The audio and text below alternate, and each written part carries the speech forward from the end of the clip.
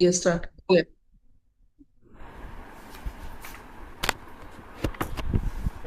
एक सेकंड, मेरा लैपटॉप टेढ़ा हो गया। तो ये हमारी किताब चल रही है 40 मास्टर की। जो संदेश मिले हैं अरुणा जी को, वो हम बता रहे हैं हमें कि कल का संदेश था हमारा एकलव्य का। एकलव्य का संदेश बहुत अच्छा था कि कुछ लोग उनको गलत समझते थे और कुछ लोग उनको सही समझते थे। वो इन्होंने जो अपना आदर्श दिखाया था अपने गुरु द्रोणाचार्य को, तो वो इनको अपने बहुत महान शिष्य मानते थे। बहुत यानी ये अच्छे धनुषवान थे, धनुष चलाते थे। तो जब ये बात उनको अर्जुन को पता चली तो उनको थोड़ी सी जेलसी जैसे होती है, तो वो बोले कि गुरुजी इसकी परीक्षा लीजिए, इसका जो दाएं हाथ का अंगूठा है आप गुरु दक्षिणा में लीजिए। तो उन्होंने क्यों लिया था कि ये मेरे से आगे ज़्यादा महान नहीं बन जाए, तो उन्होंने अपना अंगूठा दान दे दिया। उसका कारण यही था कि मैं बहुत महान धनुषधारी हूँ, मेरे से आगे ये एक छोटी जात का है, इसको नहीं आगे पहुंचना चाहिए। तो उनसे बहुत ज़्यादा ये जेलसी लेते करते थे। तो उन्होंने बताया कि मैं अपना देने के लिए एक अंगूठा तैयार हूँ, क्योंकि अर्जुन का था कि ये आगे से धनुष्वान नहीं चलाया जाएगा इससे, तो मेरे से आगे नहीं निकलेगा। तो उन्होंने बताया था कि मैं वर्तमान में विभिन्न दुनिया की स्थितियों में व्यवस्था के निर्माण और तंत्र में शामिल हूँ। पृथ्वी पर मेरा काम विकलांग लोगों को ये समझने की मदद करना है, क्योंकि मुझे अर्जुन ने विकलांग बनाया है। मैं विकलांग लोगों की सहायता करूँगा, उनकी हमेशा मदद करूँगा, और उनकी विकलांगता के साथ रहना पृथ्वी पर उनकी सीख है, क्योंकि उन्होंने अपने लिए चुना है। ये उनके लिए महत्वपूर्ण वरना है। उन्होंने इसे पहले स्थान पर नहीं चुना होता, तो उन्होंने बाद में ये चुना कि विकलांग लोगों की मैं सहायता करूँगा, क्योंकि मेरा एक अंगूठा मैंने गुरु दक्षिणा में दे दिया। तो आगे का संदेश है हमारा राघवेंद्र स्वामी जी के संदेश है। ये उनको चैनलिंग हुआ 10 अगस्त 1994 दोपहर के 11:45 में उनको चैनलिंग हुई है। तो स्वामी जी एक धार्मिक पदानुक्रम से संबंधित व्यक्ति के रूप में मुझे दिया गया नाम की उपाधि थी। वो बता रहे हैं राघवेंद्र जी, मैं तब ध्यानी नहीं था, बहुत बाद में मैंने बहुत पहल की। मैं पूरी तरह से कर्मकांडी व्यक्ति था, जैसे हम कर्मकांड में लगे रहते हैं, पूजा पाठ, इसमें वो व्यक्ति था, और विस्तृत कर्मकांडी पूजा और जप का समर्थन था। मैंने इन घंटों पर बिताए, लेकिन मन में थोड़ी सी शांति के साथ। हालांकि जैसे मुझे मेडिटेशन के बारे में पता चला, मैंने रोजाना 10 से 11 घंटे मेडिटेशन करना शुरू कर दिया। जैसे ही उसको पता चला कि मेडिटेशन बहुत ही महत्वपूर्ण है, उन्होंने 10-11 घंटे तुरंत शुरू कर दिया। किसी तरह अपना ध्यान शुरू करने के कुछ ही दिनों में मुझे बहुत संतुष्टि का अनुभव हुआ। घोर तपस्या के 1 वर्ष के भीतर ही मैं सब कुछ समझने में सक्षम हो गया। जिस क्षण मैंने किसी और देखना, मुझे पता चल जाता था कि वे क्या सोच रहे हैं। उनकी सोच, उनका अनुभव इतना आगे बढ़ गया था। ये साधना के साथ प्रत्येक व्यक्ति के चारों ओर की ऊर्जा दिख जाती और दिख जाता था कि वे कितनी प्रगति कर रहे हैं। हर व्यक्ति को उनको पहचानने की प्रगति हो गई थी। आदि मेरा मानसिक स्वभाव और मेरे ध्यान ने मुझे अपने आसपास की हर चीज के बारे में जानने की मदद करी। तुरंत मैंने अपने आसपास के कई लोगों के ध्यान के बारे में बताना शुरू कर दिया। मैं कई लोगों की बीमारियों को ठीक करके उनकी मदद करता और लोगों को उनकी समस्याओं से आध्यात्मिक समझ देकर उन्हें दिलासा देता था। मैं यही कर रहा था। जब मैं 40 साल का था, तब मेरे आसपास बहुत सारे लोग होने लगे लेकिन देखो लोग कैसे व्यवहार करते हैं। वे सभी प्रकार के इलाज और भौतिक सुख सुविधाओं के लिए आते और कभी भी शांत बैठने और खुद को समझने की कोशिश नहीं करते। कई लोग ध्यान में बैठते हैं, उनका मन इतना उथल पुथल होता है, लेकिन वो सोचते हैं कि हम 1 घंटा ध्यान किया, हमने 2 किया, लेकिन मन उनका शांति नहीं है, तो वो ध्यान नहीं है। ध्यान मन की शांति के लिए है। मन को, पूरी इंद्रियों को संयम में रख लो तो ही हमारा ध्यान होता है। इसके साथ मेरी पत्नी ने मेरी आध्यात्मिक यात्रा में मेरा साथ देने की बजाय आत्महत्या कर ली। देखो, वो एक आध्यात्मिक यात्रा पे चला तो उसकी पत्नी ने आत्महत्या कर ली। सभी बच्चों ने मुझे अकेला छोड़ दिया। मेरे साथ कोई नहीं रहने और पारिवारिक बंधनों से मुक्त होने के कारण मुझे केवल अपने बारे में सोचने की ज़रूरत थी, क्योंकि समझ चुके थे कि ये ध्यान क्या चीज़ है, मुझे क्या चाहिए। वो अपने बारे में सोचने लगे, मुझे क्या चाहिए। मैंने ध्यान किया और अभी भी ध्यान कर रहा हूँ। तो क्यों न लोगों को मनुष्य के अंतर्निहित प्रकृति और ध्यान के महत्व के बारे में बताकर उनकी ठीक से मदद की जाए। उन्होंने एक ही रास्ता ध्यान का चुना, पूरा परिवार छोड़ दिया तो उनको कोई भी दुख नहीं हुआ, सबको छोड़ दिया। बोले, मुझे पता है कि अपनी अंतर ज्ञान, अपनी आत्मा का ज्ञान पाना, ब्रह्म ज्ञान पाना बहुत जरूरी है। मनुष्य के अंतर्निहित स्वभाव, अपने स्वभाव के उद्देश्य को जानना है। हमेशा मनुष्य को अपने उद्देश्य को जानना है। जब हम जन्म लेते हैं, एक ब्लूप्रिंट पे लिखते हैं सारा कुछ, जब धरती पे आते हैं, लेकिन हमें लक्ष्य लिखने का ऑर्डर नहीं दिया जाता। लक्ष्य नहीं लिखते हम, अपना कर्म नहीं लिखते, वो धरती पे आके लिखते हैं। तो ये हम आके चुनते हैं कि हमें किस रास्ते पे जाना है। उनको देखो, सारे परिवार ने छोड़ दिया, लेकिन वो अकेले अपनी यात्रा कर रहे हैं ध्यान की। तो दोस्तों, मनुष्य का अंतर्निहित स्वभाव, अपने जीवन के उद्देश्य को जानना है। हमें किसी को बताने की कोई ज़रूरत नहीं है। हम सरल ध्यान के द्वारा स्वयं को जान सकते हैं। तो दोस्तों पाठकों, मैं आपसे अनुरोध करता हूँ कि आप ध्यान करें और भौतिक शरीर में स्थिर रहें, ताकि आपको जन्म लेने की आवश्यकता ना पड़े। पत्री जी कहते हैं कि जब जो व्यक्ति बहुत अच्छे ध्यान में आ जाता है, उसका वापस जन्म नहीं होता, उनको मोक्ष मिल जाता है। तो ये भी हमें यही शिक्षा दे रहे हैं। आप सभी पाठक अपने दैनिक जागरण समय के कम से कम कुछ घंटों के मजबूत इरादे और अच्छे ध्यान के साथ उनकी भौतिक शरीर के साथ समाधि अवस्था में योगी बन सकते हैं। न केवल सीख सकते हैं, बल्कि ध्यान नामक सबसे महत्वपूर्ण खोज में दूसरों की मदद कर सीख सकते हैं। अंत में दोस्तों, ये केवल ध्यान है जो कि आपके वर्तमान अवतार में आपकी मदद कर सकता है और आपको अपने तथाकथित त्रस्तियों में जीवन के दुख सुख से मुक्त कर सकता है, क्योंकि आप केवल ध्यान के माध्यम से त्रासदी जने दुख या तकलीफ के दुख को एक अद्भुत नए परिप्रेक्ष्य में समझेंगे। क्योंकि जब हम ध्यान करते हैं, हर दुख समझ जाते हैं कि ये हमारे कर्म का फल है, ये तो दुख होना ही था, हो गया तो बहुत अच्छा है, हमारा एक कर्म और कट गया। तो दुख में दुखी नहीं होना है, दुख में समझना है, समय के साथ रहना है, साहस के साथ। दूसरों के अनुभव से सीखें। कई लेखकों ने अद्भुत लिखा है, लेकिन मैंने दोस्तों अपनी पसंद आपकी समझ को दर्शाएं। यदि आप कोई भी ऐसी किताब पढ़ रहे हैं जिसमें लेखक आपको अपनी सीमाओं के बारे में बताने की कोशिश कर रहा है, तो आप कहीं ना कहीं विराम ले रहे हैं। कृपया शुरू में दूसरों की सलाह लें कि कौन सी किताब पढ़नी है, और बाद में आप खुद जानेंगे कि क्या पढ़ना है और क्या नहीं पढ़ना है।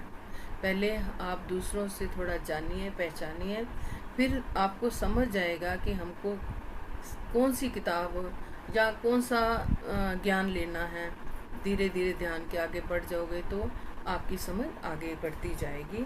खैर दोस्तों, आपकी किताब के लिए यही संदेश है। दोस्तों, आप यहाँ भी हो वहीं रहें और अधिक से अधिक चीज़ें सीखने का प्रयास करें, क्योंकि एकमात्र तरीका है जिससे आप अधिक से अधिक ज्ञान प्राप्त कर सकते हैं। तो आज ही शुरू करें, अभी से तुरंत शुरू करें। इसके बाद कृपया दोस्तों कई पश्चिमी लेखकों को पढ़ें, क्योंकि केवल वही आपकी समझ में वस्तुनिष्ठ सोच के व्यापक सबसे विस्तरण करेगा। लोगों ने आध्यात्मिकता और उनके अभ्यास की उत्कृष्ट और उद्देश्यपूर्ण समझ से युक्त महान शब्दावली के माध्यम से आश्चर्यजनक रूप से भौतिक बनाया है, जो केवल टेलीपैथिक तरीके से पहुंच के भीतर था। तो दोस्तों, एक किताब के माध्यम से आप जो सीख सकते हैं उसकी तुलना में हमें 1000 बार ध्यान में देखना बेकार है, क्योंकि एक किताब के एक अत्यधिक उन्नत और विकसित आत्मा की जीवन भर की सीख है। सिर्फ किताबों को पढ़ने से और समझने से आपको अपनी समझ और ज्ञान में काफ़ी फायदा होगा। बस इतना ही है दोस्तों मेरा। मैं ये बता रहा हूँ कि अब मैं अलविदा लेता हूँ। ये दोपहर के 2:45 तक उनको ये चैनलिंग हुई थी, तो उन्होंने ये किताब ये मैसेज दिया है कि अपना उद्देश्य क्या है, अपने लक्ष्य अपना क्या चुना है। उसमें हमें ये मॉरल मिला है कि उन्होंने अपना लक्ष्य आध्यात्मिकता ही चुना। उनकी पत्नी छोड़ गए, उनके बच्चे छोड़ गए, उनके सारे रिश्तेदार छोड़ गए, तो उन्होंने अपनी आध्यात्मिकता नहीं छोड़ी, क्योंकि वास्तविकता में हमारी यही साथ में जाने वाली यात्रा है। तो ये उनका संदेश था। आगे है दूसरा संदेश, मारप्पा से संदेश। ये भी बहुत बड़े मास्टर थे। इनकी मेरे ख्याल तो काफ़ी लोगों ने किताब पढ़ी होंगी, मारप्पा। ये है 11 अगस्त 1994 सुबह 10 बजे की उनको चैनलिंग हुई। मिलारेपा की आप कहानी ज़रूर पढ़ना, बहुत अच्छी है। मिलारेपा और मारप्पा, ये दोनों के बारे में बाद में बताती हूँ मैं। मिलारेपा के बारे में जानने वाले साधकों के लिए मेरा नाम नया नहीं है। मैं मिलारेपा का गुरु था। मिलारेपा एक बहुत बड़े मास्टर थे। उनका गुरु मारप्पा था। ये उनकी कहानी है। मैं मिलारेपा का गुरु था, एक बहुत प्रसिद्ध तिब्बती जो बुनियादी समझ से आपने सभी गलत कामों को दूर कर सकता था।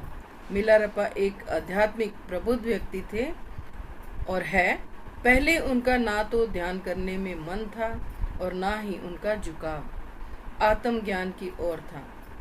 उनके जीवन का एकमात्र उद्देश्य अपने पिता की मृत्यु का बदला लेना था। यही उनकी मन स्थिति होने के कारण वे कुछ काले जादूगरों के पास गए और बदला लिया। संक्षेप में ये ध्यान में प्रवेश करने से पहले उनकी पृष्ठभूमि थी। कुछ ही समय में मिलारेपा ने अपनी मूर्खता को पहचान लिया। मुझ तक पहुँचे। उन्होंने मुझ तक पहुँचने के लिए एक लंबी दूरी तय की, क्योंकि उस समय मैं हिमालय में था।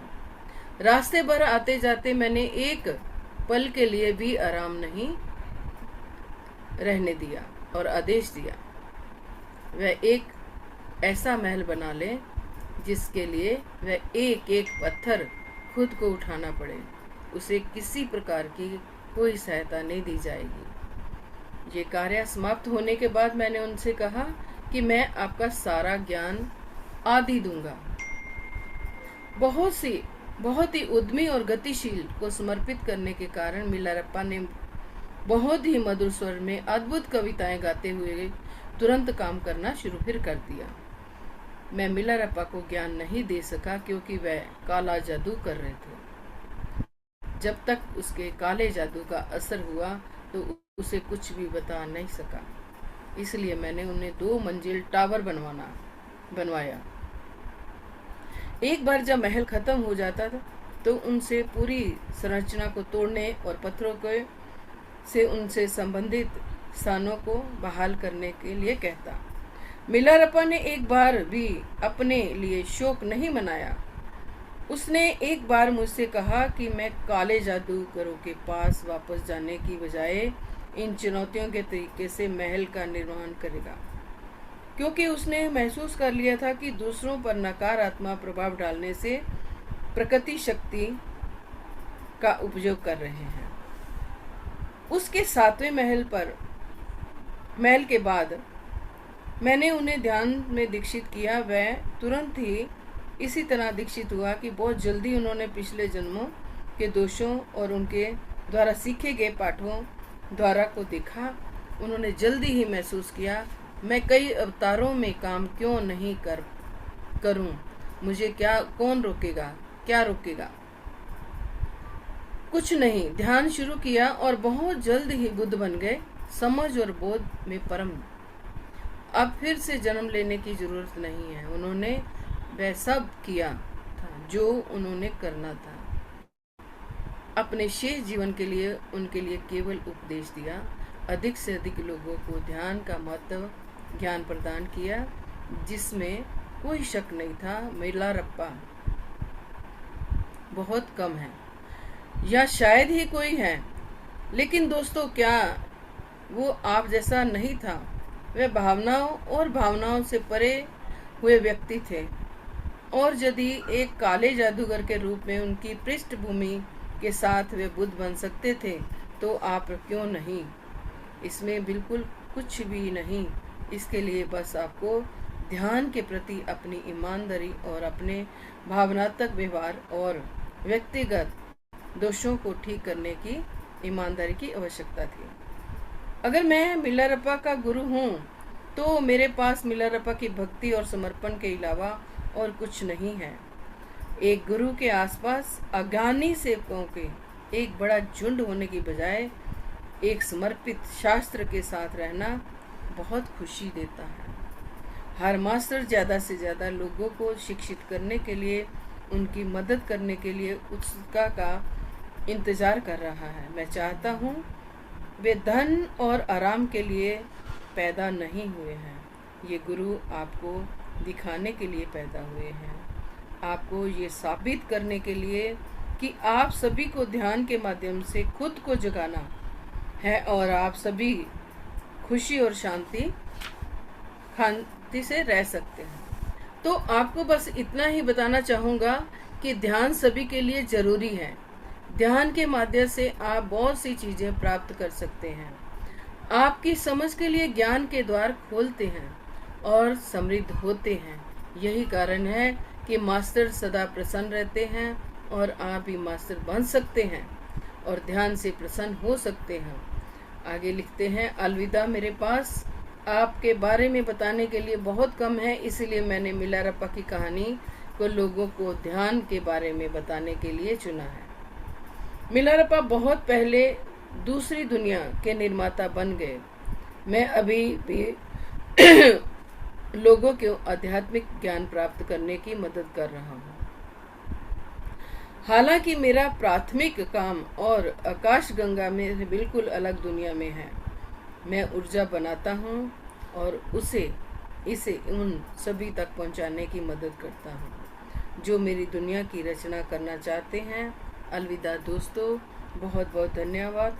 सुबह के 10:40 हो चुके हैं जब तक उनको चैनलिंग हुई है। ये मिलारप्पा कौन थे? मारप्पा इनके गुरु थे। जब ये गुरु से मिलारप्पा संदेश और ज्ञान लेने की प्राप्ति के लिए गए थे, क्यों ये पहले एक परिवार में रहते थे और इनके परिवार में इनके चाचा ने पूरी इनकी जो अपनी धन दौलत पूरा उन्होंने अपने धन दौलत लेके पूरा इनको निकाल दिया था और इनकी माँ और इनकी बहन को मार दिया था। तो ये जब ये कुछ सीखने के लिए गए थे, कुछ इनके पिता की मृत्यु हो गई तो ये बहुत गुस्से में आ गए कि मेरा पूरा धन दौलत पूरी जो भी है सब चाचा ने हड़प लिया है। तो इनके पास कुछ भी नहीं था और इन्होंने काला जादू सीखा। पिलारप्पा ने काला जादू सीख के तो जो चाचा थे उन्होंने जितनी जायदाद थी बड़े आलीशान से अपने बेटे की शादी कर रहा था, बहुत लोग आए हुए थे।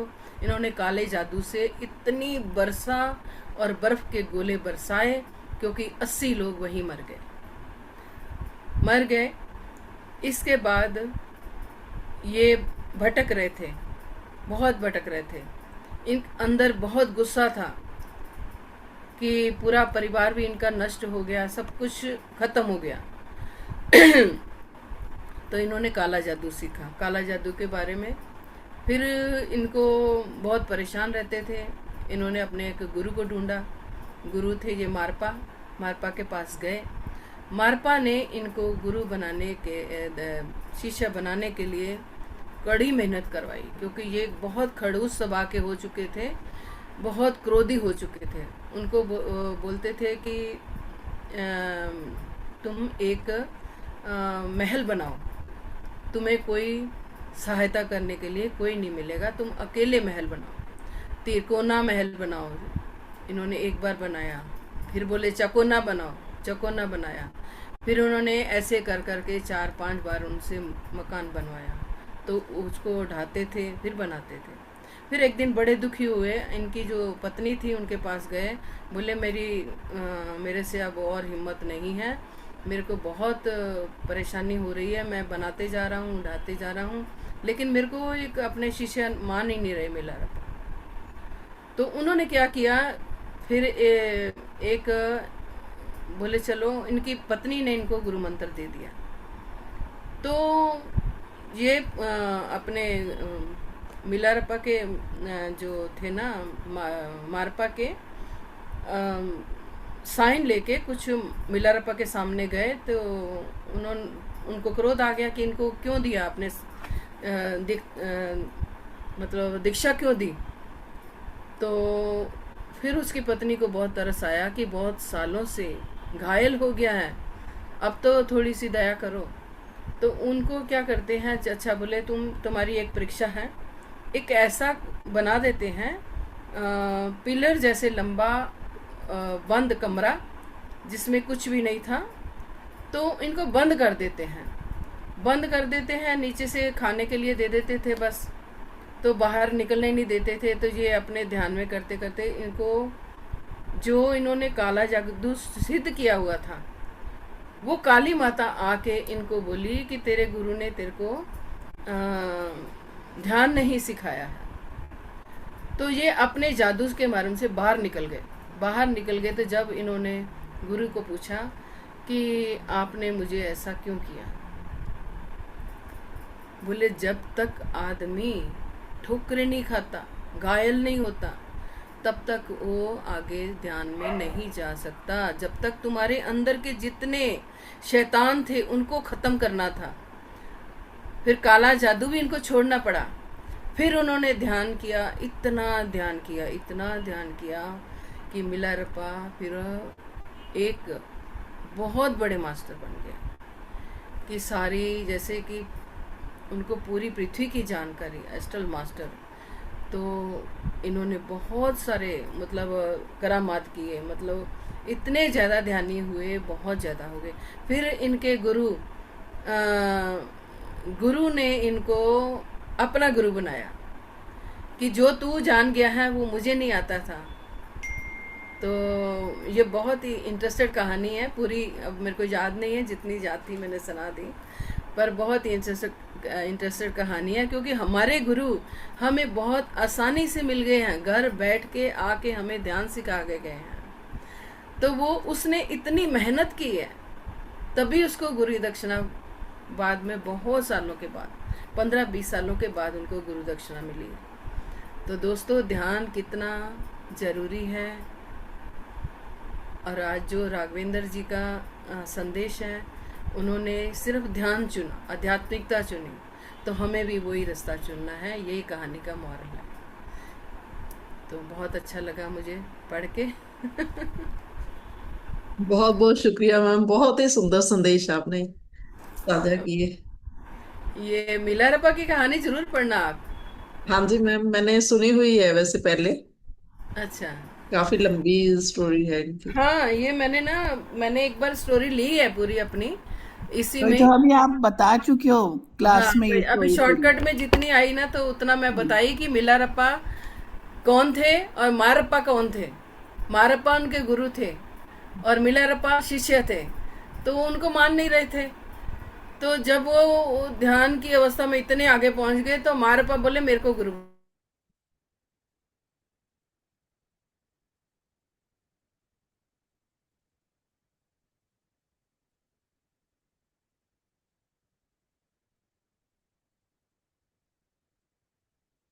आपका नेट चला गया मैम।